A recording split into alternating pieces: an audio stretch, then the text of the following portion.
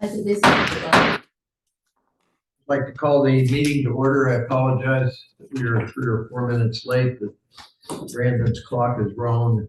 We're all going to take up a collection and buy him a new clock. Please stand for the pledge of allegiance. Pledge allegiance to the flag of the United States of America and to the republic for which it stands, one nation, under God, indivisible, with liberty and justice for all.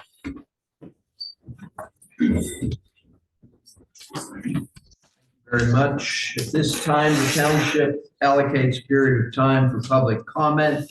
We ask that each person confine their comments to a 3-minute time limit. Is there anyone who would like to address the board? I think it's all. Jeffrey?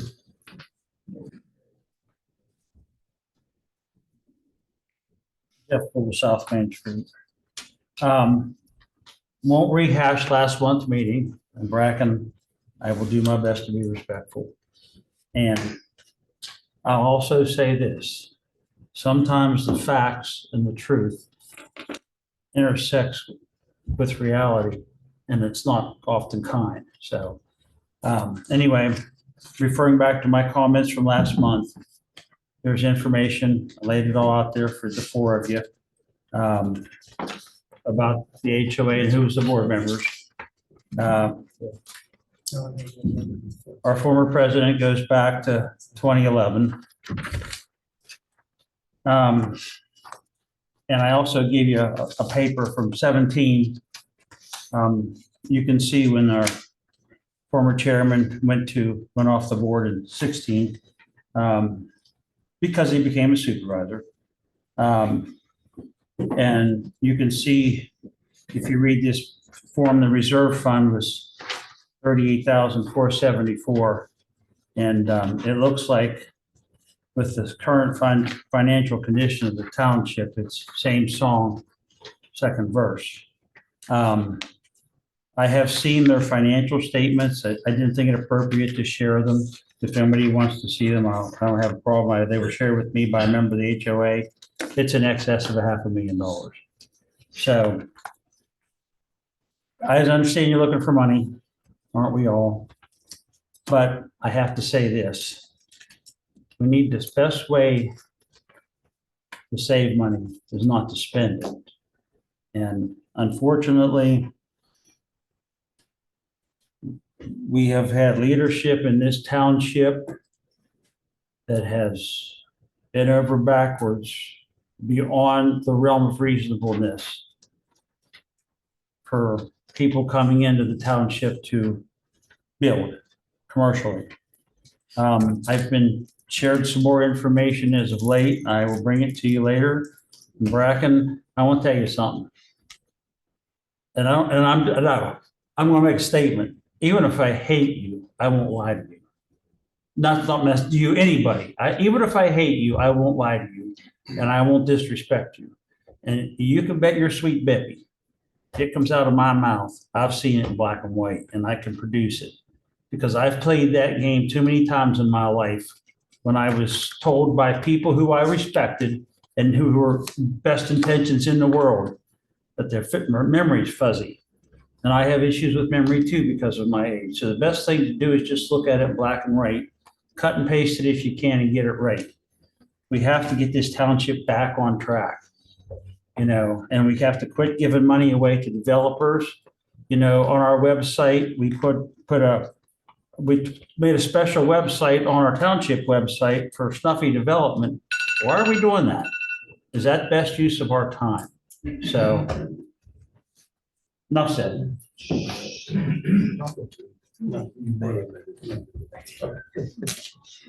Anyone else? Yes, young lady. I just have a couple of things to say. I've been worrying for some time about the direction that we're going here. When I was on the board, probably in like 2016 or 17 or somewhere around there, we had someone from PSACs come in and discuss with us how to garner the most tax money and how to use it. And I think it would be a good idea to get in contact with PSATs and have someone come and talk to your group. Mr. Weber was here at the time, and they talked, we were doing our comprehensive plan. And they discussed how we should look at this and the best use of tax money. They told us residential pays taxes, but they use more than they pay. You have more policemen, you're taking care of their internal roads, you have more firemen, you do all these things. Schools. Commercial is second, okay? And they still are expensive because there's thievery, we have our police involved, we need more policemen. And then industrial is almost the best because you very, very seldom have the police involved, the fire involved. I mean, that doesn't happen, it's rare. But they promote a lot of taxes, and it's taxes you can use to run your community. And agricultural is number one because you don't even have to do, they do most of their stuff themselves. They clean their fields, you don't have to do anything for them. And they don't pay a lot of taxes, but it's all yours. It doesn't go anywhere. You don't have to hire a policeman because someone built a farm next to you. So I just want you guys to think about that. I think it's really good advice, and I think Peace Out has the best people to talk to you. We are on the wrong road. We're promoting residential. We're removing agricultural, commercial, whatever, to promote residential, and it's the worst thing we can do. So if we're in trouble now, in 10 years, we're going to be in 10 times more trouble. Thank you. Anyone else? Judy Panassi, Green Crescent Drive. I just want to point out that this meeting is sort of illegal because on the agenda, it's in February 14th, 2022. So you have the wrong date listed, but just remember it's little details like that, which is why we're in the big problem we're in now. I'd also like to say, I don't think this was great to have it on Valentine's Day because there were a lot of people that had plans and couldn't be here. And again, I feel like we're having meetings when we don't want people to be able to express their opinion. A couple of statements I'd like to make. One, giving some ideas how to save money. All management should be salary. We know that not all of your management is salary. You do have some people that are still hourly and they still get overtime. And I think that that should be equal across the board if they're management, that they're all salary. Also, freezes on raises and everybody's take the pay. Government did that years ago. There were 2 or 3 years where the federal government did not give raises to any of its employees. The other thing I'd like to say is that might want to look at, especially with certain staffs, what are we doing with all these people that we're hiring? And could their time be a better use to do something else? And the one group I want to say I don't count that as is the police department, because those guys are phenomenal and constantly busy. And I trust Drew 100% with how his staff is run. But I think other staffs, what's going on? Do we need all the people? Is there any sheets that we can look at that say every hour of the day what they're doing? And is there any waste there? Also, in the last 2 to 3 years, we've bought 3 fire trucks. 1 we can't even use, 2 that we don't need. We've spent more in the last 8 months on that fire department. We had not only a volunteer fire department, but we have other volunteer departments like the sewage authority. These are residents giving their time for free, and we've gotten rid of them. And all of that's done has cost us more money in multiple ways, legal ways. It's costing us money for the fire department. We didn't need to put all this money out when the volunteers were handling everything. But for some reason, this township wanted to take over and get rid of the volunteer fire department. And I think that needs to be looked into very much. And maybe we need to just have one person running like North Strabane did and have one person running all of our public safety stuff and not have 2. That eliminates the salary. Also, sorry, can't read my own writing sometimes. What is that? One of the other things is, you've had a lot of legal costs because, and I don't know if you guys are aware of this, people ask for right to knows. They're not getting them within the time period. At the end of 30 days, they're then told, after they need the extension for 30 days, the 30 days, the people are told, well, this is too broad. Why didn't you tell them that at the first part of it? And I'm not blaming our solicitor for this, but we go and ask how much legal fees have gone up or in that area because you've had to have the solicitors talk to and be a part of these conversations with people who can't get their right to knows. And that's ridiculous. That is absolutely ridiculous.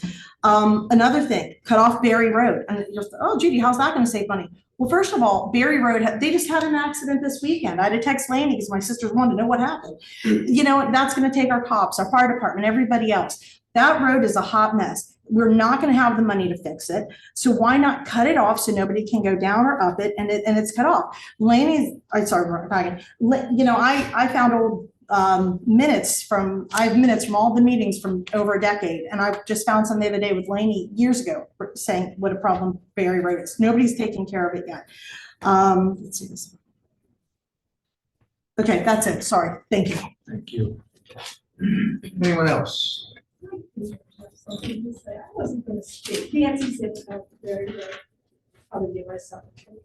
I'm reading here, discussion of alternative revenue sources. Well, why don't we change the zoning where we are everywhere and go back to getting some oil and gas back here? That's real. Thank you. Anybody else? All right, we move on. Thank you. Mr. Stanek, the discussion of alternative revenue sources. So we've, the purpose of the discussion is to discuss about alternative revenue and raising, or alternative methods of raising revenue that seek to minimize the burden on residents. Given the township's location, under I-70, I-79, US Route 19, we've evolved into the home of the largest retail and restaurant district in Washington County. As such, our structure of service delivery, particularly police and fire and emergency services, is sort of shaped by that characteristic. So the calls for services for our commercial districts, as well as those accidents on the interstates, can be burden resources at times. What we've provided to the board to have the discussion about maybe approaching one way. And again, this is just a discussion on a couple of things, and we can continue to have these discussions as we move through the year. But we do have a ordinance regarding public disturbances that can be taxing to our police department. We do have a sample, just draft example of medical billing for accidents. And the chief has brought this up previously. We're not going to discuss necessarily tonight, but again, this is just an example of what would be moving forward in the future if the board would like to do so. And we've also put together, or also put back into the board's attention the memorandum by Solicitor Makel regarding just transportation impact fees and what that means. So Chief Wilk is here to talk a little bit about the Aston Township example ordinance. I do have several others from Mike Iarino that Dennis's office had sent me that we're looking through that look like some public nuisance issues as well. So we'll be digesting some of those. But what was most interesting is that Aston Township does come out differently than others in addressing their public disturbances. I think one thing just to walk away from glancing at that ordinance is that we're not necessarily charging for responses to any kind of crimes or anything like that. Given that, I'll let the chief just review some of the data that he was able to pull in regards to a couple of our locations here that do require additional resources at times. I didn't really come prepared to discuss, the ordinances, the legality of it, or whether or not, I'm in support or in favor of it. It's not something we're real familiar with in this area. I'm not aware of anybody else that's doing it, so I didn't have enough time to sort of research whether that's good practice, best practice, or even legal. So that said, a little bit of research I did, and we're not the only place. The news articles pop up all over the place, detailing how maybe one specific retailer is a heavy burden on public resources, specifically the police, and we're no different there. So quick stats thrown together in a call for service, that being mostly a 911 call. We're running about 4,000 a year. 10% of those are to one specific retailer in this township, and that's Walmart. So 10% of our 911 call volume is going to one place. And my quick stat review today, I didn't really have a chance to audit them, but that is nearly equal to the total amount of calls to residences in the township, which I had around 500. So around 400 to Walmart, around 500 to residences. The other one is not so much. Sam's Club 47. This is 2022 data. I'm sorry. Sam's Club 47 calls last year, 54 at Target. Tanger as a collective whole 100, and that's all I had to report. All of South Strabane around 4,000, and the residents are around 477. So what do the calls look like? Hate to pick on Walmart, but they're our biggest customer. So we will go there. Do you have the breakdown of the calls for service at Walmart specifically? I know it's kind of small, it's hard to see there for you, but clearly the thefts are this big bar here. That's our number one call there. Consumer of our most time as well. The data skewed, say an average call by a reporting officer is about 30 minutes. Well, that average theft where we take somebody arrest is hours. There's 2 or 3 officers responding. There's much more paperwork at the station. There's court procedures to follow that. So it's hours. It can be measured in minutes. What we're looking at with, say, the Aston ordinance exempts Walmart because they're victim of crime. It exempts them there. So looking at that ordinance specifically, and again, not speaking to whether or not I agree with it, they're going for more of the disturbance calls, things that the public should expect Walmart to better manage. Have more employees, have more security, have your staff trained to better deal with problem people rather than just call 911. Those seems to be the intent behind some of those things. So how many disturbance calls that we labeled, our officers labeled as disturbance and not a crime in 2022? 21 calls at Walmart. Read them all today. They're all over the place. Everything from arguing over parking spaces to arguing with employees to employees arguing with each other. They're just all over the place, but they were, required officer response. Every one of them probably required 2 officer response, and in some cases even 3. That's the way the call came in. So that's what Walmart looks like in 2022. That's sort of township wide. That's a big general overview of the data. Are there any specific questions? I know you're seeing this for the first time. So how, with all that different activity, how would the township raise fees off that? Calling to specifically that Aston Township ordinance, and again, not speaking in support of it, using that as an example that someone in the state of Pennsylvania has. They bill them per call after the first call by a fee set by the Board of Supervisors annually. The ordinance doesn't speak to what that fee is in 2022. Do we have any idea, Brandon? I would imagine that fee would resemble the fee that we have on our comp fee schedule now for contract services. Okay. Which I believe currently we're billing at contracted services police. We're billing at $60 an hour, which is enough to cover most officers' overtime and some use of car and facilities gas. Are there other townships or municipalities that recover these costs through other means, or is this the only example you're familiar with? I'm speaking to that specific retailer and the retail industry. I am more familiar with agencies that reduce their expenditures in pursuit of justice there. Perhaps either decriminalizing retail theft or requesting that they prosecute privately. And we just merely respond make sure the community's safe, the store's safe, make sure they're not armed, they don't have any warrants for their arrest, and we ask Walmart to go prosecute privately at the magistrate. That only works for the low-level offenses, though. The ones that constitute misdemeanors over $150 or second offenses or felonies, the magistrate kicks them back to us. He won't allow private citizens to file those or businesses. So even the ones they do file, some of them end up coming back to us.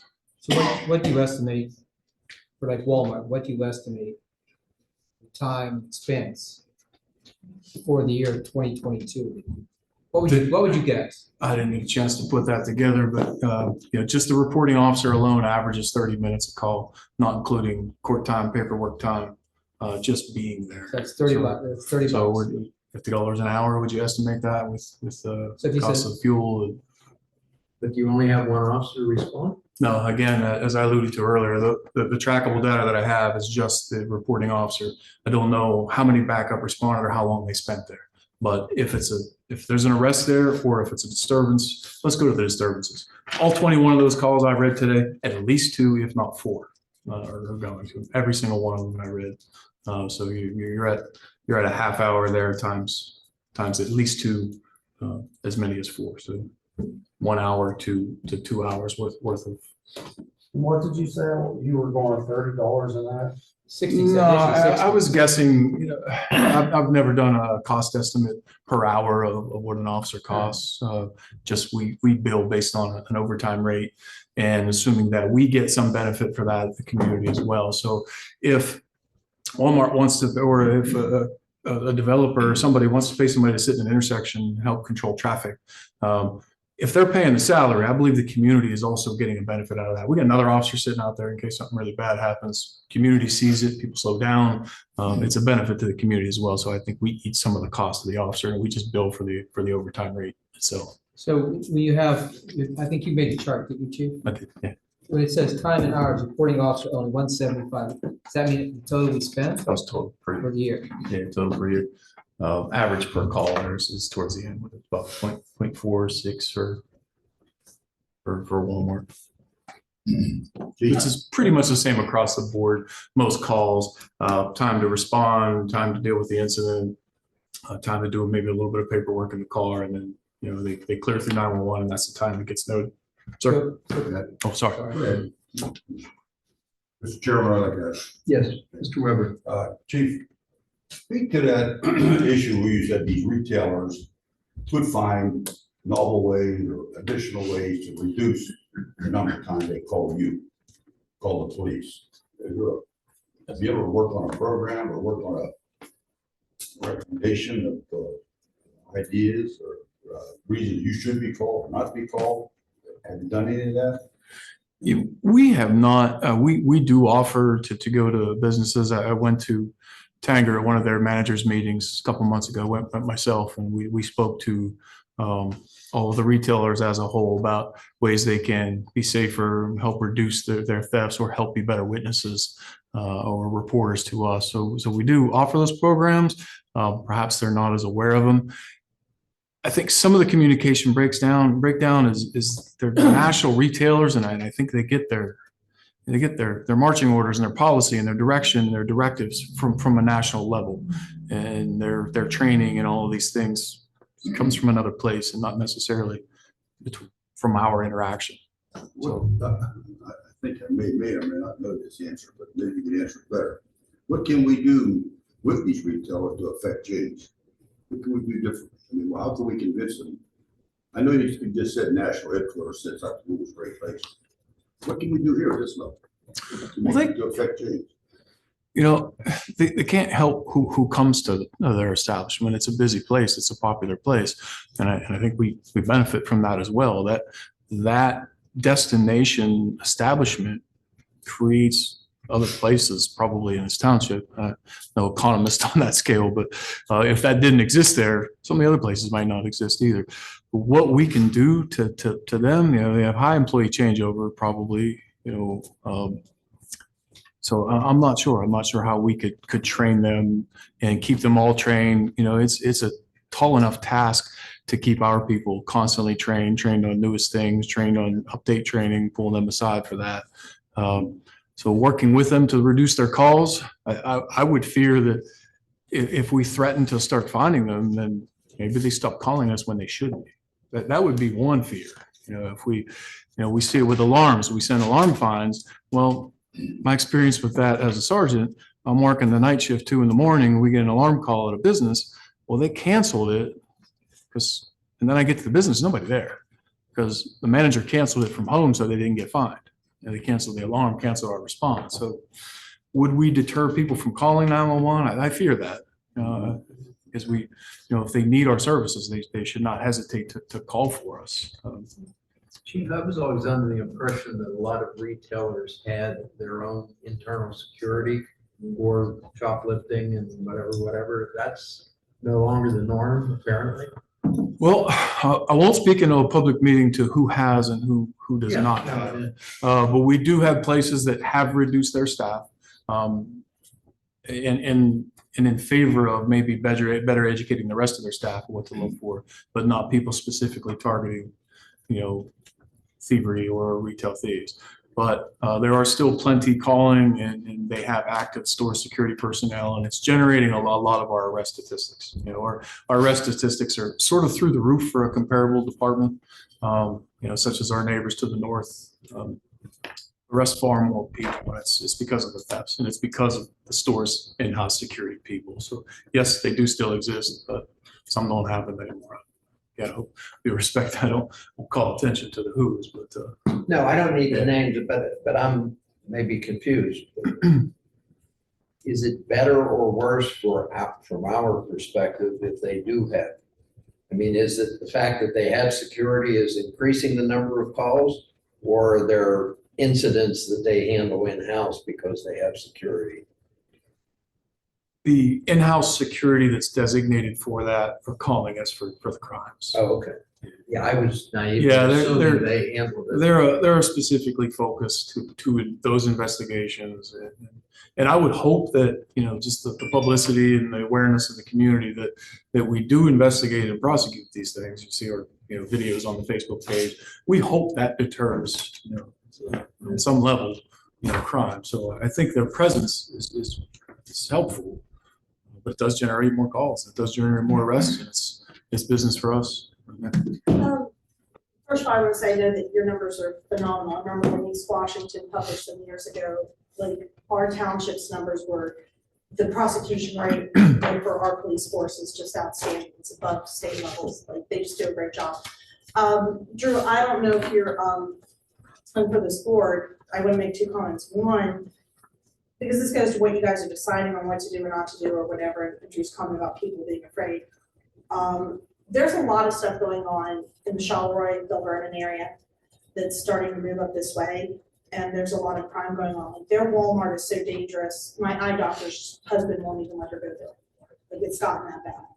And like everybody knows you don't go there on a Sunday, it's gone. And there's just a lot of things going on that are starting to change in the county. Are you aware of that? Have you been seeing that?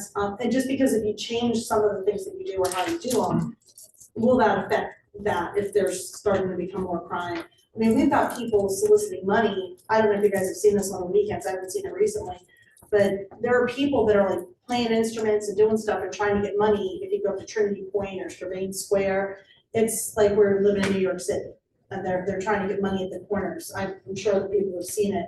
Like I said, that's never happened here before. And there's a lot of changes happening. And I'm concerned with that. If Drew's concerned that people will or won't be, calling on things and how that might impact all of this. The quick answer is I've not seen that on that scale of an increase up there. I would suggest that if you looked at our official crime statistics over the last, say, 10 years, that the rise and fall is going to be in the theft side, where it goes up and down, and it would have more to do with the policies of the retail stores than it does to do with the actual crimes going on. Do they have more people in there and are more intently focused on it? Saw that in January. All of a sudden, our arrests were 3 times what they were last year, and it was because of the result of one particular place, and it's sort of a change in their policies, or just maybe a more aggressive nature that they took, or maybe better personnel. I'm not sure that did a better job, but I can't point to that. Certainly not statistically that I can't. who monitors the in-house hiring for security? How do you know that they're not gonna escalate what's going on and then call you? I can't speak to that. That could make it worse for your men going in. We try to make sure we always have, you know, at the front of our mind, the credibility of a witness. So I'm not going to say we do background checks on these people, but we like to always try to have a concept of credibility of our witness. It's always a factor in investigation. So I can't speak to how they hire, who they hire, So you have no or control. what their backgrounds are. But again, when we have a witness to a crime, we try to establish their credibility. Well, for the safety of your men, I'd rather they be called and not take a chance of having it escalate by the time they get there. Because you don't know what the argument's going on. What we're typically dealing with, when you say security, we're dealing with more as more of a person who's there to protect assets. And a lot of the stores and companies now call them that. They're not security, they're assets protection, or they're, you know, theft investigators or something Rose like by that. any other name. Yeah, they're not necessarily, you know, the sleeveless bouncer at the door looking for problems. You know, they're a trained investigator working behind the scenes, mostly watching film, watching footage, watching live footage of self-checkouts. You know, they're investigating those, not necessarily, you know, security in that sense. Other questions or comments? Can you send us, because I just pulled it off over there. And I believe this is October. Can you send us out? You sent it to me, so I have like retail stores was 120. Residents was 94, public streets 96. You remember that restaurant? Yeah. Do you have that for the whole year? I can put it together. So, Need a few not, minutes. not too much. I just thought it was interesting, Yeah. especially when I saw Township Parks at 11. Yeah, might have put too many premise codes on there, but with our new records management system, we were able to establish premise types of where we're going, and we broke it down a little too far. But we have retail, banks, churches, Right. Township Park, and we do audit and hold the officers accountable for making sure they code that. So if they're coding it right, I can search it. So I can, just like that, I generated for you quick for 1 month. I can do that for the year. I just thought it was interesting that we can look at it for the whole year. Yeah, And then, but I refreshed my memory on that before I came in. I think retail coded was like 120 for 1 month and residents were somewhere around 90. 94. Yeah. It was October. Yeah, it's like a high month for I residents. said, when I saw Parks was 11, I was like, our Parks got 11. You know, we don't skew our statistics with a lot of self-initiated activity, but officers will write reports for their activity. In particular, like the canine officer likes to document his actions to show that, you know, the dog is training safe or the dog is interacting with people well. So if the dog goes, if he goes and does a walk around the park, he'll document that, say he saw 20 people and, you know, the dog smiled and waved at all of them. Okay, so we So rolled that- up a bit, so but that's an skewing incident. it. That's skewing it. Yeah, that Yeah, but doesn't sound like an it's incident. a pretty small percentage of And our, but then, those park incidents and, you know, some officers will also write a report when they go there at 9 o'clock. Because they want to document that they walked around the park and locked the restrooms or whatnot. But that's not an incident. No, it's not a call for service. It's a pretty small percentage, but again, we try not to do too many of those because it leads to inconsistency of data. You know, if an officer aggressively doing things like that and writing too many of those, then all of a sudden I get a spike in data.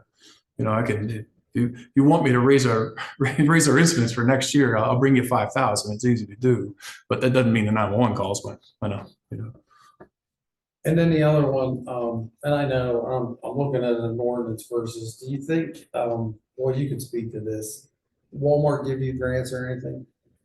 Sam's Club give you grants or anything? Yes, they allow application to what they call community foundation grant annually. And I have applied for that and received it. Probably going back 15 years. Some years, 2,000, some years as high as 3,000.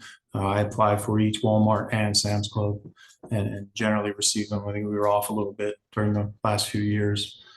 But yeah, we do receive several thousand, request donations of of candy for Halloween. See the officers out. You've seen them in your community giving out candy on Halloween. It probably came from one of those two vendors. They've been very generous on those fronts. That's a little more of the unofficial thing, but on the official grant side, probably averaged $2,500 over the last 10, 15 years. Chief, can you put a dollar amount on all those responses? That was the 18,000. 18,000 for the year? Yeah. $18,000. Like, is it worth it to make them, could you just go to those stores and say, hey, you think there's anything, any way you can get, like, kick those grants up, because this is what it's costing me, and maybe split the cost, or when you give, the second you put that in there, you're not gonna get your candy, and you're probably not gonna get your anymore. You won't even be allowed to shop there. Yeah, you might not, but whatever, I'm just throwing it out there. Same with Tanger and the other ones. I mean, I think if we went to certainly Washington Automo gave us how much for a dog? I mean, if we went out and solicited a little, could we make more money off of doing that? I don't know. That particular grant vehicle that's the max on the grant.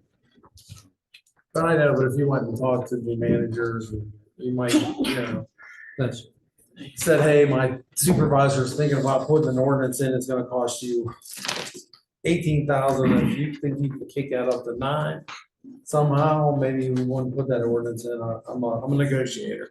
All right, now Dennis, let me clarify. Were you saying the 18,000 would be if we had this ordinance, or is that the chief's at full cost? If you take what the chief, I took his calculation, I took the calculation of hours for Walmart, Sam's, Target, Tanger. So I add up the hours and then took the hours times, comes about 300 hours approximately. And I'm using $60 an hour, because that's really what you should charge if you do it, because to put you in the field, put a police officer would cost about $60 an hour. So that comes up to $18,000. Were you using this one or this one? I'm using the hours. These are the hours right here. What's this? This is, Okay. oh, yours is minutes, you're I right. use Yeah, the that's hours. You're right. Yeah, that's, again, Minutes that, make it look worse. that large number there is the total amount that the officer has documented, basically writing the report.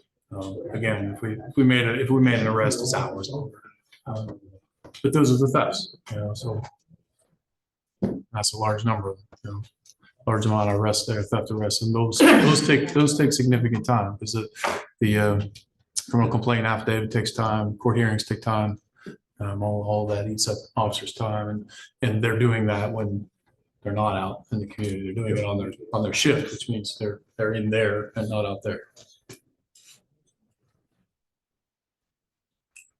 Yeah, I can certainly. Put a better figure on this, I can, yes, I can. one that takes in court appearances and backup and everything, so that we're not lowballing it, but coming up with a true. What the cars cost, what the gas costs.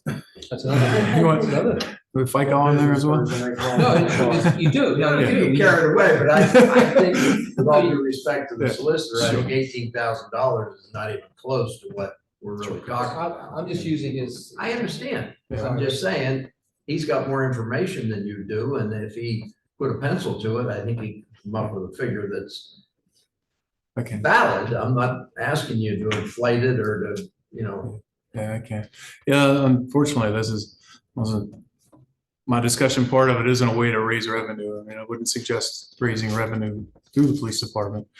Suggest ways to maybe check our costs and make sure we're spending our money the right way, or maybe we can, through that community outreach, reduce our costs by, hey, how can we work together to reduce our amount of calls to your establishment? That's proper. well, if suggestion. there was a discussion between this board or the chief or somebody and Walmart, the intro is, this is how much it's costing us every year. Yes. And with all due respect to our solicitor, it ain't $18,000.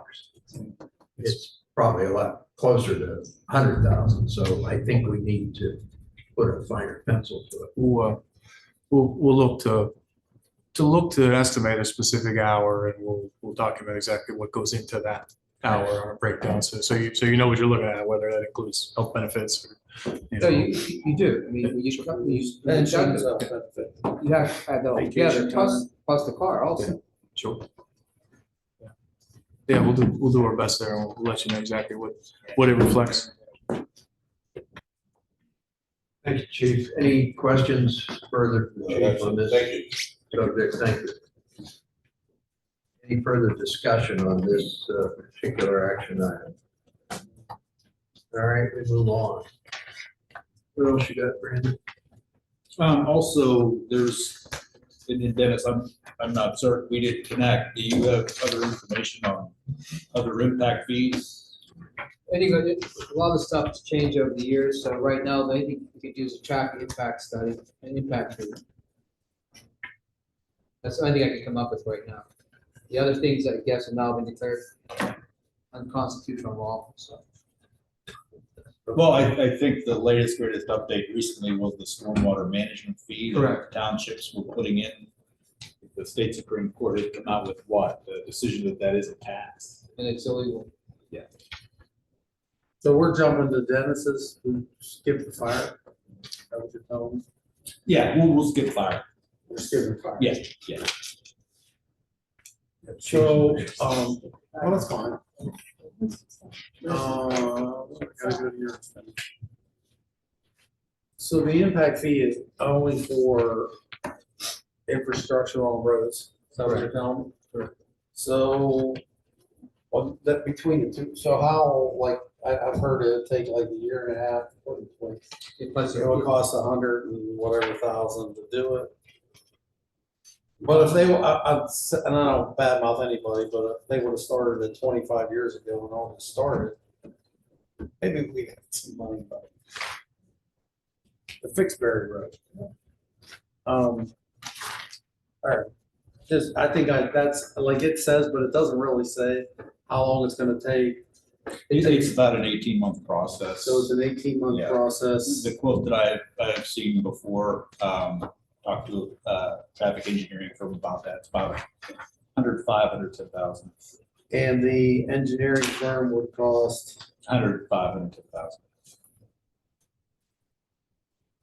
so then I guess it depends on if we spend that money in the next 10 years and we get how many developments, what would it bring in? But you have to keep in mind one thing. South Strabane, again, this is looking at prospective development. Your development is going to be pretty much between the Route 79 and 79 corridor, 79-19 corridor. And your buttressed at the very south by Washington Mall. Be difficult to develop beyond that. Question is, how much more development do you have in that area? Which, well, didn't Snuffy just want to develop out on Quarry and Lakeview? Yes. So you don't think all that agriculture out there, so I mean, and I'm looking 50 years down the road, you don't think it's gonna get developed someday? Acre Station's got how many, 1,200 acres they're trying to get rid of, if they give that, you don't think that's gonna develop? It's good. Developers, what they do is they want, developer here the other day, in the property, they want something that's easy to develop. They want something that has quick access and it has the infrastructure over there. So to develop a property out in Seneca Station, what infrastructure do you have right now? Well, You have no water, roads, sewage. you're right, I don't, does that consider infrastructure? Could you use the impact fee money for that? Not just roads, could you use it for sewers, water, Stormwater, you can't use stormwater. can't use stormwater? I think you have to look at yourself, in your current situation, you have to look at yourself right now. In terms of finances.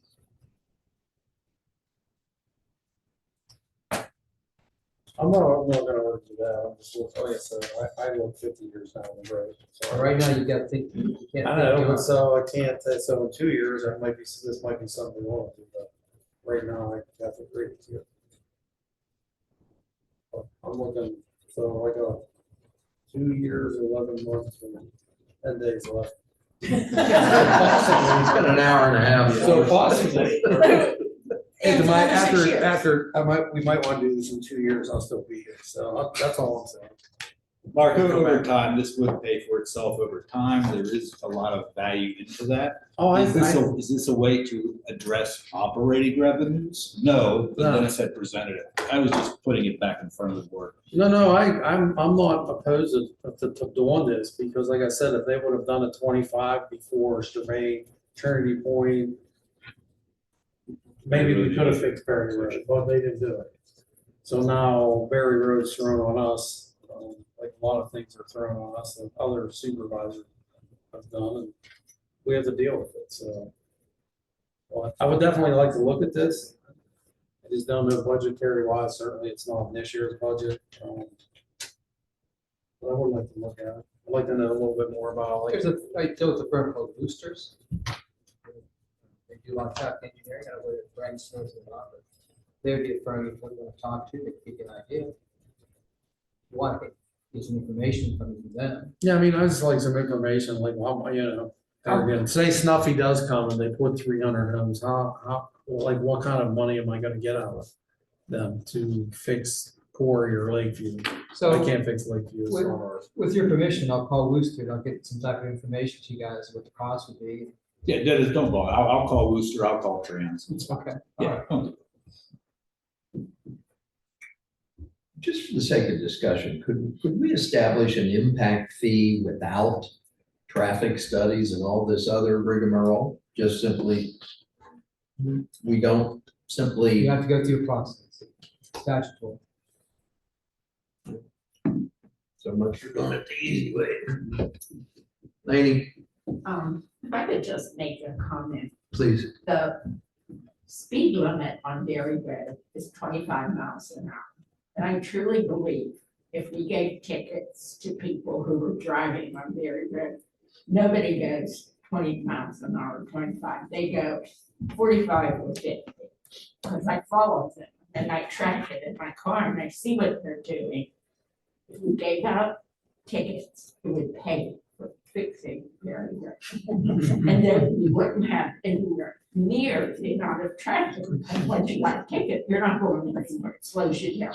Okay, I will. so I think it's simple, it's easy to fix it, you know?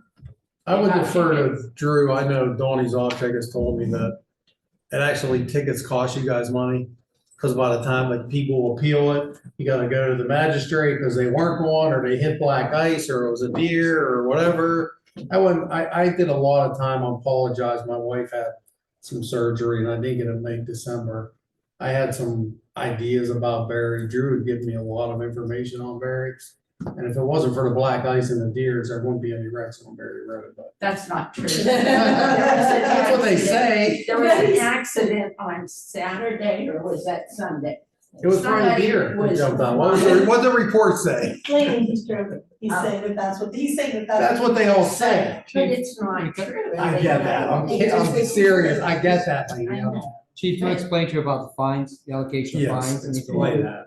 So I would say more often than not, a contested speeding violation ends up with a $35 fine. The municipality gets half that. Those haven't gone up in a long time, whereas the cost of a police officer has gone up a lot. And when In they, 27 years I've been an officer, it's been $35 for a low level speed. So if you're going 20 miles an hour over the speed limit, what is the cost of that ticket? Because that's what they're doing. The cost of the total citation is around $150, $160, but the fine is only $35. The rest of that is everybody else figuring out alternative revenue sources in the Right. state of Pennsylvania that don't come to us. So $35 fine, we get half that. And cost of the officer, are not cheap to write that ticket. If the court ends up in overtime, then you've lost money. Last payroll, we did 12 hours, and I believe it's 12 hours in court costs and overtime, and that's at an average of $56 an hour overtime rate, I believe. So you can lose money. Not all hearings are on overtime, but some of them are. What if you did something like just speed bumps? It's different. If my sister-in-law or a member of her family were outside this weekend when this accident happened, there would be a coroner involved because there would have been deaths. This guy was flying almost from the tree down in their yard, okay? Because he didn't make the curve because he was flying too fast. He had a little kid in the car with him. I Yeah, always the like. speed bumps have definitely been suggested, and it's my understanding with some upcoming meetings on that issue, and I'm sure that'll be one of the items that will be addressed. But I don't see the Berry Road repair or fixing Berry Road is going to cost a fortune. all they have to do is fix it so people can't go so fast, you know? And it would really solve a lot of the problem, and people would start using Route 19, or no one needs to use Berry Road except the zip codes. Okay, from the old mill down, you can go wherever you're going on Locust Avenue or Route 19. So it's not like we want to fix this so tractor trailers can go down. We just want it safe. Judy? I just have this to say, and I use that road all the time, so if they get cut off, that would greatly affect how I get to those places, and I still say shut it down. Like, I've lived here long enough, we travel it, my sister and I'll be in the car together discussing how dangerous it is as we're going up and down it, and, you know, their safety. And here's the thing, there's other ways to get those places, Menards was okay if you shut it down. If all of those businesses up there making all that money want you to reopen that road, then let them pay for it. Let them come here as a group and let them offer up the money and let them pony up the money to either fix the road the way it needs fixed or put an alternative way in. But the reality of it is nobody, like Laney said, nobody needs to use that. And that takes care, like I said, how many cops that won't have to deal with wrecks on there, we don't have to worry about it, the discussion's over. And yeah, it's gonna put residents out, but let those companies up there, and Mark, you're absolutely right, and you weren't at the meetings when 2005, when the tip thing was going on, and we knew that this was, Manifold Road was gonna be a hot mess, and nobody wanted to address any of this stuff back then. But just shut it down, and then if those businesses up there, those multi-million, billion-dollar businesses want that open, let them come to you guys, and, you know, you wanted to ask Walmart to give you, pony up some money, yearly, let them pony up the money, either come up with an alternative road to come around, or to fix that, and that's probably best bet, and if they don't want to, then you know what, nobody needs to use it anyway, there's all the problem. I don't know that it's really fair to shut Berry Road down, but Menards did mention, and if you think about it, it makes sense. There's double access to everything if you leave the access at the next to Tower Golf open.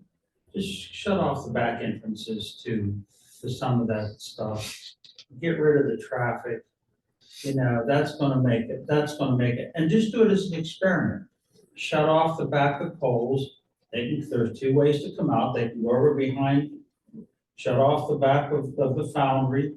You know, just shut the back entrances off. Start with that. Put the barriers across them, put a sign up, no access to Berry Road. Try for 6 months, try for a year. If that Okay, doesn't we work, have a meeting scheduled in the near future to have these discussions, and we've heard everybody's comment. Is there any closing comments on Berry Road? Yeah, mine would be three-way stop sign at Coles, three-way stop sign at Old Mills. That's right. Six-way stop sign on Manifold and Berry. Guardrails on the two bad bends on Berry, and better signage of bends. That would be Just a throwing it lot. out there. That would be a lot. And that's a start. That's my, People use Berry Road because there are no stoplights and no stop signs. They one, can just fly down Berry Road, and most of them are not going to the malls, okay? They're going to get on 79, or it's not all mall traffic that we're talking about. Now, God No, knows what's going to no. happen when the transportation department moves in. Didn't we have a solution with that years ago when I had litigation with that company up there? Well, with their, how to make Berry Road safe and all that, I think there should be a file here. Dennis, are you talking about the apartment complex? Yeah. When was that, Dennis? You don't know. 2007? No, it's that was 2017. That's 2015 when, to it wasn't, 16. yeah, It was 2015, 16. that's when I first came on board. Then you came on 16. And I came 16 or 17, I think, Bob, you were on the board back then.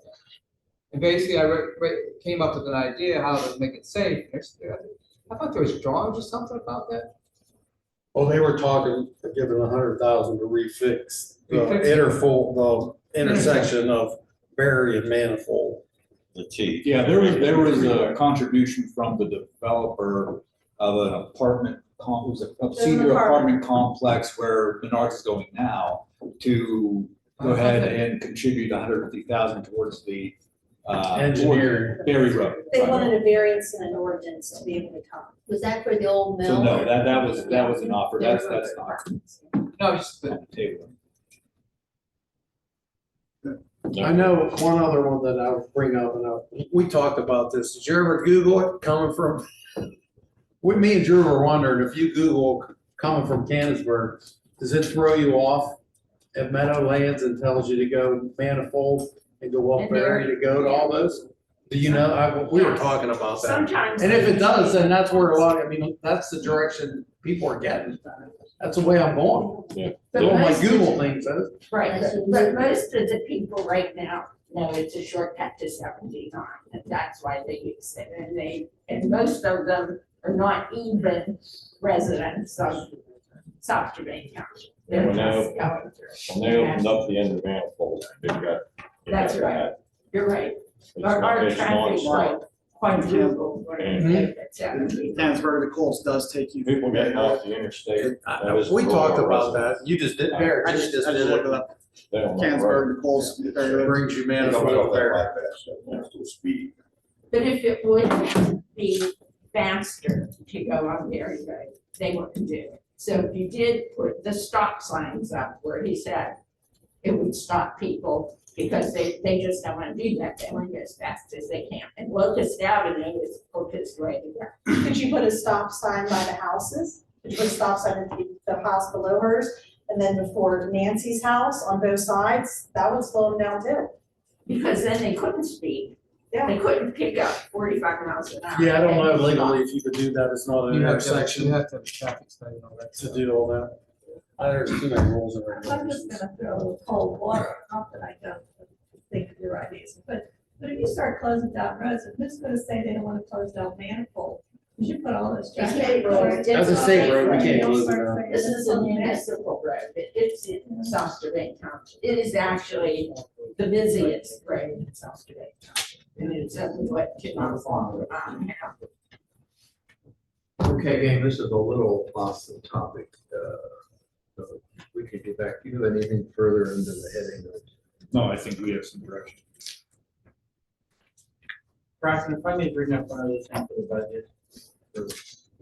You know, not to bring up, not to open a sore, but facts are the facts. Fire truck was thrown on the agenda at the last minute. Not all the board members knew about it. It was just thrown on, bought. I doubt if it was in the budget. I haven't asked. If I know, I'll get mad. Is it too late to reconsider that? And we couldn't afford it at the time, you know, I mean, I'm You not. talking about the aerial? Yeah. I It mean, we is have- in the we have- budget. But we have one in the city, North Strabane, is it North Strabane has one, Short has one? I mean, we're gonna start beating the drums for a countywide fire department. We have to, because you're finding yourself in the same as the city. The calls for service are there, for people to pay for a farm. And it's the same way with all roads and everything we have here. The calls for service are there because of the interstates and all the retail and everything. You got calls of service, but you only need that truck for 1 or 2 pieces of property in this township as of now. I don't know if that truck can be canceled. It, in my opinion, never should have been bought. If that could be revisited and looked at, and, you know, I mentioned it before, you know, it's time for a countywide fire department. It's time for a countywide fire department, and it needs to be part of the county budget, not the municipality's budget, in my opinion. And I don't, you know, now, again, what's killing the city? Fire department's a big part of that. Who's paying for it? We've got all these nonprofits, you know, and I'm gonna bring that argument full circle with the proposed office building that normally would require 50 spots that they want to put almost 300 in. Thank God Fred on the planning commission figured that out. We don't need a church up there. That's what they're gonna put in. That's what they're gonna put in. It's a church. We fought back, and I, you know me, I was one of me and Farmer Ed. We fought the TIF, and it was all about turning farmland into property that made money. So everybody did everything they were supposed to turn that into a TIF, and then, once again, just like Meadows Landing, you know, the lights are on, there ain't nobody home. So we have no Bass Pro, we didn't get any of that, and it's gonna be the same thing there. You can't take property that was TIFed to make money for this township. We can't give it all away. We can't give this tax revenue away. I disagree with the transportation hub. Do we need a transportation hub? I don't know, but I know one thing, didn't have to be there. Didn't have to be there, so. All right, barring some overwhelming desire to go on talking, I think we've reached a logical conclusion point here. My colleagues in agreement, Mr. No, I Murphy? have a whole bunch of things. Oh, go ahead. So a couple of them, after this meeting, I like an executive session. Yep. That's already on schedule. Okay, number one, tax anticipation loan. We getting it or not? Yeah. This board sat here when you weren't here, and we said to get a tax anticipation loan. Yeah. Are we gonna get that? So Janet's finishing up that now, and we'll have that information soon. Yes. All right, won't argue with on that one. So, with that being said, tax anticipation loan is going to pay the $399,000 police pension fund, $152,000 fire pension fund. Is that why we're getting it? No, I believe it would help us go ahead and move forward and pay those now. So so we have not paid those, correct? Correct. Okay, those were for 2022. Did we not get money from the state? 300 and whatever that they give us to pay those. Correct, and we also contribute general fund revenues towards those as well. But Why wasn't that money used to pay those? Why did it go into the general fund? And we must have used it somewhere else. Is that what happened? We did not have it separated into a separate account. you put it in general fund? Yes, it was in the general fund account. We do not have a separate bank account for that. So Jen and I have spoke about that, and that'll be changed. All right, so I'll go on with that being said. That was for 2022. So we're gonna take a loan out to cover those. That's not in 2023's budget. Am I correct or am I wrong? The tax anticipation loan would be a small interest loan. Okay, but we're taking a loan. We have to pay it back. We're gonna have to pay it back? Correct, and what it would do is give us revenues up front to pay for things. now. Those two bills. Yes, That are of $550,000. Which should have been paid in 2022, but they have not been paid. Okay. So then my next question, and I'll just go through all this, and I'm trying to figure this all out. No, let me still jump down here. So one of the two things I'd like to do, I know Laney brought up about PSAT. Maybe looking in, I would like for W&J to take this as a class or like their public science and look at the last 5 years of our balance sheet, our profit loss, and tell us if they see anything. Dennis said he gave Jana a name of somebody that would. DCED. DCED can, I mean, I don't know if Janice called that guy. You did give her that number when we met without Brandon. Well, the DCD, they have, and I dealt with this over at Union Township years ago when we were having financial issues. And when they say, Michael Foreman, he works at DCD. When your public service, your fire department and your police department exceed public safety exceeds 50% of your budget, then you have issue because you can no longer, this is what I was talking about then, you can no longer provide services like paving roads, all that, when you start to eclipse of that. You have to be careful, when you get to 60%, then that becomes an issue. So I mentioned to Janet, her name's Janet, right? Jana. To contact Michael Foreman of DCED. And there's a website, all I have to do is Google distressed municipalities, and they'll come in and they'll analyze your budget, they'll analyze your finances, and they'll tell you where to go with your circumstances. That's the person I would talk to. All right, so going back, of 2018, we had 1,000,000, almost 200,000 in equity. 2019, we actually went up, we had 1,300,000. 20, we went down to 965, so we were under a million. 21, we were down to 611. Now, this is another question of mine.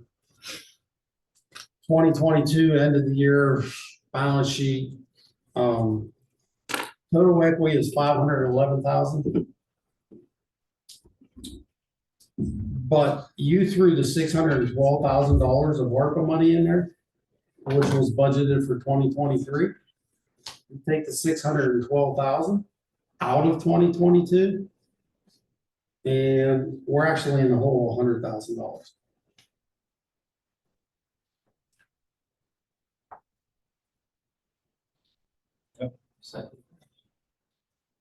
And the other point, you're so aware of it's a one-time thing, you're not gonna get that. We'll never get that again. That was, we balanced the budget this year with that. We're never getting that again. It's been one of my questions. Where are we gonna get that money next year? But that's, I guess we'll deal with that next year. The other one I have 22 and 20.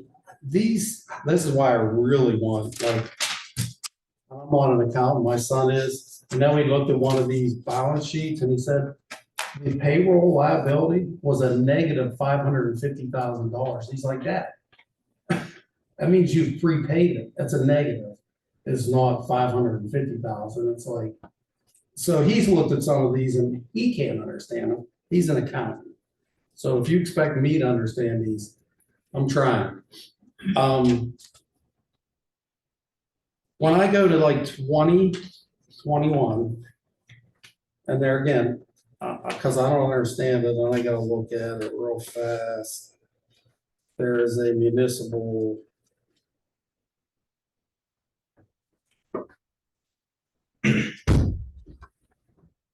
There was like a municipal, which is on the revenue side. There it is, and it's muni pension state aid. That's your contribution. Is that the employee's contribution? No, that comes from the state, that's the state. That how much comes from the state. That's the money we got from the state. that you're- That should be the money that came from the state. All right. So the money that the employees put in themselves is not in here anywhere? Correct, that's a That's withholding additional. to payroll. That's a withholding. So. All right, what it does show was budgeted and that was spent. But then when you go to the police pension fund, it showed we budgeted 387,000, I'll round it up. But on the January to December, it's a zero. Now, I know we did put it in there because I asked Jan and she went back, she gave me the checks. So in 2021, we did put, and it says the same thing in the fire. It says we budgeted that, but it says a zero. So I was thinking we didn't put it in 2021 because in 2022, it's listed the same way, but I know we didn't put it in 2022. Okay, I'll have to look at that. You looked at, I miss any, there's a whole bunch more in here and I apologize. I got so many papers and so many, I'm not saying my township broke, because I don't know. I really don't. But the way I'm looking at it, I'm not real positive. Do you guys get copies of bank statements each month? No. And I would like to say too, when we get the balance sheet, is there any way, and this is another one, so the Act 13, help me out, liquid fuels, gaming, all, they're, how did she say it? They're separate companies. Separate accounts. They're separate companies. That's what they say. Well, you're right, they're separate accounts, but they're separate. She says separate companies. I'm That's like, what QuickBooks calls them, their separate fund. they're separate funds, but should they show up on my balance sheet? somewhere. So you get a balance sheet for every fund. Correct. Which means Mark's gotta look through all those. Can they not show up on the balance sheet somehow? And I get it, like escrow, we can't touch it. Right. We get a permit fee, gaming, me and gas, we can spend for anything if I'm not mistaken. I understand liquid fuels, only certain things. But at least we can see it on the balance sheet. I mean, we could see exactly what our township has and not search through all the other stuff. Yeah, we'll see if we can make that happen. Okay, Return the fire truck, please. that's not happening, I hate to tell you. But we're not paying for it we were just gonna start saving up for it. We're not paying for it for 4 years. What did Mark say? Got 2 years, 11 months. It's not my project.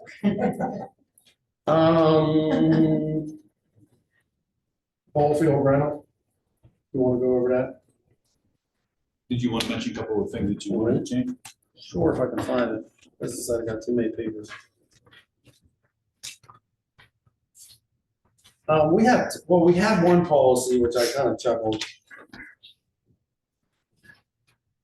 This was the old policy, which was on the website until 3 weeks ago. This is the one that I've been getting for the last 3 years, so Jim did take it off. So one of them, Driscoll's listed as a ball field. It's got a backstop. That's it. I don't call it a ball. It doesn't have an infield. I can tell you, Washington Youth Baseball, I will send 4, 5, and 6-year-olds there because it's a place for them to play. The other one was, we do ask for $1 million of liability insurance. And this is because I've dealt with Washington Youth Baseball for 30 years. We also include accidental health insurance, so if the parents don't pay, like if their health insurance won't pay for it, or a secondary will pick it up. We also have child molestation insurance, which is a big thing. The other one, and we don't do this because we don't use any of those fields for game fields, but I think Trinity Youth Baseball is going to do it, and I think Trinity Youth Softball is going to do it. So when any team would come to the park to play us in tournaments, we also need their insurance certificates. Because if one of them gets hurt or whatever, you should have their insurance certificate also. And it does say observe all park rules and regulations, but it should be attached to this form. You have to go on the website and find it. I talked to Jim about this and I have the video. It says all buses are to park in the overlook lot. The video, I have all 3 buses are parked in the parking lot, diagonal, taking up 10 spots, so that's 30 spots. And it was a fiasco that day, and I think that helps a lot. So speaking of that, can we change so that we do have the cross-country trail, that they have a fee, they actually have to get, can we do that? Is that on the docket? Yeah, we could bring that back for conference. Because we need to change that, because that particular day, Wash Eye girls were having a game. There was a cross-country meet, and you couldn't park there. And then the fields are ours. So what I would like to do is, like, on a rain event day, Russ would ride down at 2:50, 3 o'clock. If he felt they were too wet, he'd put signs on both dugouts, field closed, and it goes on our website that the fields are closed and then they don't go on. And there's another reason why I want to do this, and it's partly Mark's, because when we have always done this in the past as WYB, they said, okay, you get it 380 times $20. Here's your check for 2,000. Well, there were a lot of times it rained and we didn't get to use it, but we paid for it. And that's not really fair either to the organization. So if we close it, I don't know, I prefer to get the money up front, because some of them are, and then if they didn't get to use it for 3 times, you send them a check back. And then the other one that was the old policy that I liked was, South Strabane Township residents, coaches, players, will receive priority in the ball field going, because right now we're going through it, and I don't know this, but the name of the team is the Ohio Outlaws. The guy lives in South Strabane, but I assume that his daughter is probably the only player of South Strabane. I know in WYB, we probably have 200 South Strabane residents. And I get a little upset when that guy gets a lot of time and I don't. So I'm just throwing those out there. I agree with you. Let me go back to this. Oh. I've had this, I know Brandon, I've asked about this, and you said I gotta look at the saldo. So I've spent a lot of time reviewing the saldo, reviewing the, what is it, PRD, the Planned Residential Development. One of the things that I've always said that, and we discussed this, got big growing, cul-de-sacs. I want them 100 foot. So if they want to park on it, we have room, you can still do a tractor trailer truck around them. Mhm. I would like sidewalks on both sides of all developments. Okay. I would like roads increased by at least 4 foot so that I can have a bike lane on all of them. And I'd like a grass strip between the road and the sidewalk. 5 foot, and then the 5 foot sidewalk. I wanted to do it for street trees, but as Russ said, it'd probably break the roads on, so. Then I'm going back to what Laney told me, I'd like at least 2 not street trees, but 2 trees in their front yard.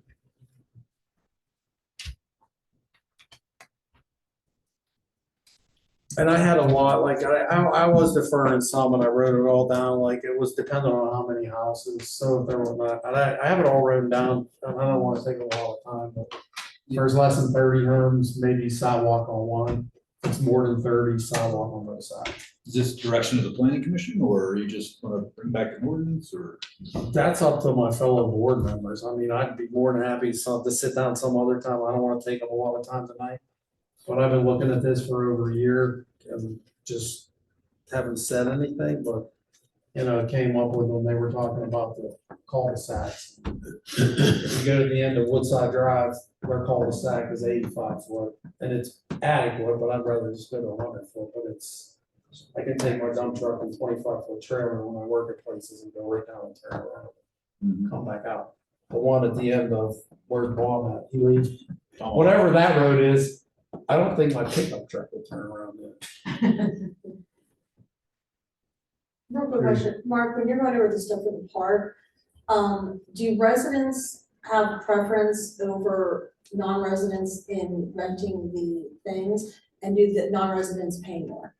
And because I've brought this up for years, that other places like North Strabane, and Penny can attest to this, I've said this for many years, North Strabane, they get like a month to 2 months before anybody else, but they can Right, you get give them in. an extra month and then you open it up. But yeah, and I then, agree with that. and people who aren't residents should have to pay more too. Because there's less in those places, because they're no longer, you can't rent anything at the volunteer fire departments anymore. So that's less places to have, you know, all these events. And if we can make more money on that, non-residents should not be benefiting from us. So, and I think we should definitely be allowed to get it a month ahead. And I don't have any need for any of this, but I just think that that's just. Yeah, I think it should be open on January 1st and residents have a month to Yeah, book it. yeah. And then February 1st is open up to everybody, and I don't have a problem with charging non-residents more. Can we do that now? But we just don't do it early, right? Yeah, we don't do the early. Yeah, We I should don't do think we the should do early. early. You wanna put that propose that for the. Absolutely, I mean, I think our residents should have first right, they are residents, they did kind of pay for it, some of it. Bracken, if I may add something. Yes. Mark, I really appreciate your comments. You guys all know this, but I'm gonna remind you. Washington County is a great place to live. South Strabane Township is one of the gems. And anything to make it, enhance it, and make it better is okay. If people don't want to come here and build, that's okay too. Somebody will one day. You know, as I get older and as I look at what I go through with my soon-to-be 90-year-old mother, and I look at my friend here who's retiring, who likes to walk, and I look at a young couple and a planned housing development that want to take their baby for a stroller safely. Everything you mentioned might not make it so you can stack the houses on top of one another, but it sure is going to make a good quality place to live and a good quality place to grow old. And will always have resale value for that reason. And I applaud you for that. Now, I know that you already have some of those rules, and we won't go into the Strabane matter stuff tonight. But, you know, ain't no sense in having rules if you ain't gonna follow them. And that's important here. And, you know, that's important.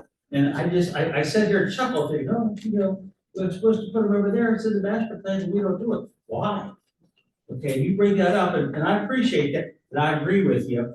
And I think that anybody that understands what South Strabane is and the quality of township that it is, its proximity to everything, that just makes it even better. Thank you. You're done. I am, I just want the executive to talk about a couple personnel issues. Bracken, I was not gonna bring this up because this is a touchy subject for me.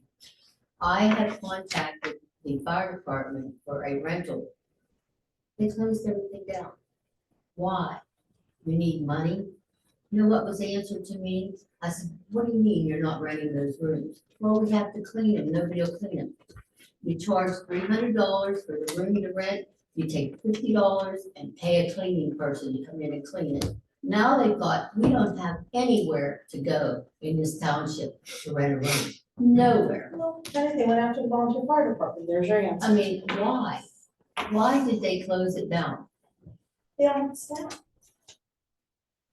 I don't believe that. I know you can't unring every bell. I know that. But there are some that really need unrung as soon as possible. Please consider that. Mark, you know what I mean. You know how important those rooms are for people. People like to have weddings there. Are you talking their banquet hall? Yeah, they closed it down. You can't even rent it. Can they still do bingo then? Yes. Well, bingo, Monday night bingo, and that's the only, they're making money. But it's. We could talk to them, Penny, because I've asked them about letting the township do the pavilion behind number one. Maybe we'd split the cost with them. Oh, I go Or something. laboratory. Yeah. I'm talking about. I know what those you're rooms. talking about. I mean, Oak there's Springs the- Road. That room was just newly remodeled. Now he's got it closed down. I said, you mean to tell me you won't take $35 for an hour to go there? It's not worth it, that's for their utilities and stuff, Penny. What it costs them to do it. Well, they still gotta keep it heated. I mean, you're just turning. Yeah, I lights mean, on. it's You just gotta sitting clean it, there, I get that. and got some it's water. silly. What's All right, your- is what's there your anything view about that Brandon? we actually have control over that anybody needs? Volunteer fire department's building, hello. Hey, Penny. Sorry, Penny, but I did. All right, seeing none, we are going to go into executive session, which For personal purposes. for personnel purposes, which means that everyone is excused except for the Board of Supervisors and Mr. Stanley.